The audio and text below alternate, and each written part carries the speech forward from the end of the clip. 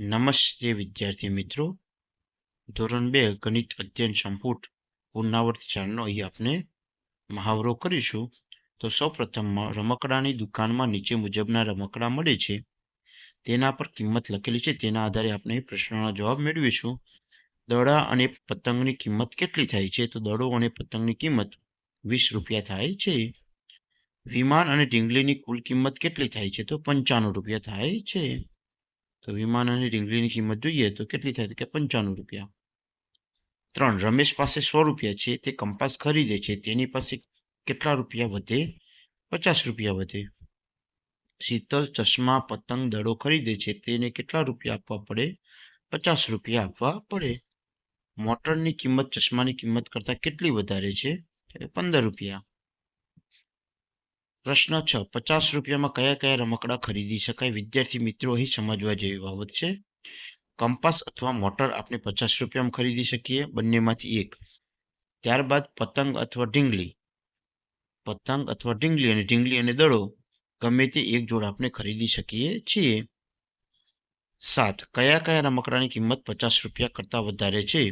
તો આપણે ચિત્રમાં જોઈએ તો વિમાન અને રોબોટની કિંમત જે 50 રૂપિયા કરતાં વધારે છે. તો વિમાન 70 રૂપિયાનું છે, જ્યારે રોબોટ 65 રૂપિયાનો છે, તો તે 50 રૂપિયા કરતાં વધી જાય છે. રોબોટની કિંમત વિમાનની કિંમત કરતાં કેટલી ઓછી છે? તો 70માંથી આપણે 65 ઓછા કરી દઈએ એટલે 5 રૂપિયા ઓછી છે. 10. સોનલ પાસે 100 રૂપિયા છે, તે ઢીંગલી અને મોટર ખરીદે છે, તેની પાસે કેટલા રૂપિયા રહે? તો 30 રૂપિયા રહે છે. ત્યારબાદ અહીં આપણે 7 વારના નામ ક્રમમાં લખવાના છે. રવિવાર, સોમવાર, મંગળવાર, બુધવાર, ગુરુવાર, શુક્રવાર અને શનિવાર આવી રીતે અધ્યયન સંપુટની અંદર આપણે લખી લેશું. ત્યારબાદ 6 વાગે મીના રમવાનું શરૂ કરે છે, તે 1 કલાક સુધી રમે છે. તો હવે કેટલા વાગ્યા છે તે ઘડિયાળમાં દોરો. તો અહીં આપણે સરસ રીતે ઘડિયાળની અંદર 1 કલાક પછી એટલે 7 વાગ્યાનો સમય મેળવી લીધો છે. તો તમે તમારા અધ્યયન સંપુટની અંદર આવી રીતે સરસ મજાની ઘડિયાળ જરૂરથી દોરશો. ત્યારબાદ નીચેના ચિત્રો ઋતુ મુજબ દોરવાના છે. તો આવી રીતે ઋતુ મુજબ ચિત્ર દોરવાના છે. કે વરસાદ છે તો એ ચોમાસામાં છત્રીનું ચિત્ર છે, તે ચોમાસામાં. શિયાળાની અંદર નાના બાળકો તાપણું કરે છે, જ્યારે પંખા નીચે બેઠા છે તે ઉનાળાની અંદર. માથામાં ટોપી અને ચશ્મા ઉનાળાની અંદર. આવી રીતે આપણે અહીં જોડકા જોડવાના છે. ત્યારબાદ આપણે ફેબ્રુઆરી 2025નું કેલેન્ડર આપેલું છે, તેના આધારે અહીં પ્રશ્નો મેળવવાના છે. આ માસની અંદર કેટલા દિવસ છે? તો ફેબ્રુઆરી માસના કેલેન્ડરમાં 28 દિવસ છે. કઈ કઈ તારીખે શનિવાર આવે છે? તો 1, 8, 15 અને 22 શનિવાર આવે છે. 3. ફેબ્રુઆરી 2025 માસની શરૂઆત કયા વારે થાય છે? શનિવાર. પ્રશ્ન 4. ફેબ્રુઆરી 2025ના બીજા અને ચોથા શનિવાર એટલે કઈ તારીખ આવે? તો 8 અને 22 તારીખ આવે છે.